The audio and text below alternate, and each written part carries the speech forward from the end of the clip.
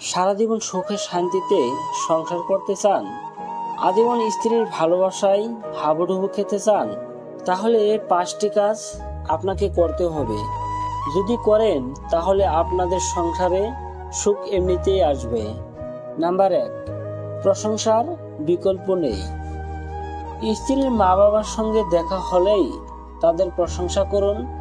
এতেই দেখবেন আপনার জন্য তাদের মনে একটা সাপোর্ট কর্নার তৈরি হবে।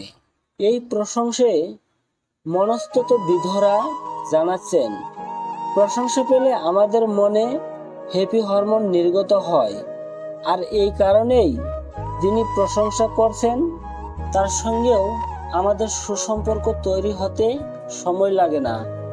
তাই এরপর থেকে স্ত্রীর পরিবারের সদস্যদের সঙ্গে দেখা হলেই তাদের প্রশংসা করতে ভুলবেন না যেন। কারণ আপনি যত অর্ধসঙ্গীকে মনের মণিকোঠায় জায়গা করে দিন না কেন, তিনি আপনাকে কোনো দিনেও একান্ত আপন করে নিতে পারবেন না। এই প্রশংসে একই মত পোষণ করেন সম্পর্ক নিয়ে সারাদিন কাটাছেঁড়া করা বিশেষজ্ঞরা। তাদের কথায় মহিলাদের কাছে তাদের পরিবার হলো তীব্র গরমে দুমুঠো ঠান্ডা বাতাসের মতো।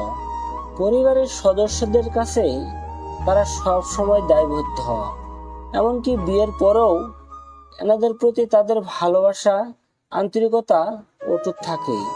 তাই এদেরকে অবহেলা করলে বা অপমান করলে সেই আচরণ মহিলাদের বুকে শেকলের মতো গিয়ে বেঁধে যায়।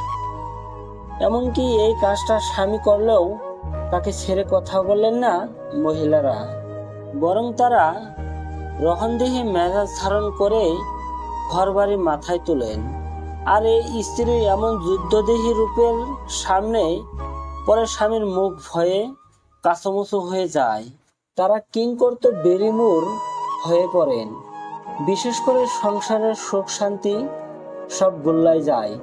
তাই সুখে সংসার করতে চাইলে স্ত্রীর পরিবারের বিরুদ্ধে কথা বলা তো দূরের কথা, বরং তাদের তুলনায় করে চলতে শিখুন।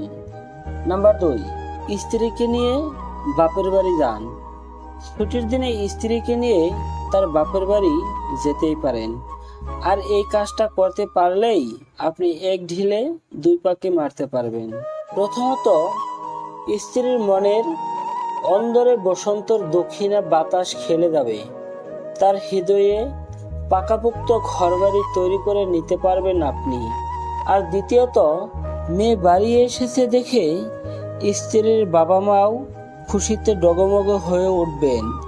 আর আপনি তাদের মেয়েকে বাড়িতে এনেছেন বলে আপনার প্রতিও ভালোবাসা বাড়বে বই কি।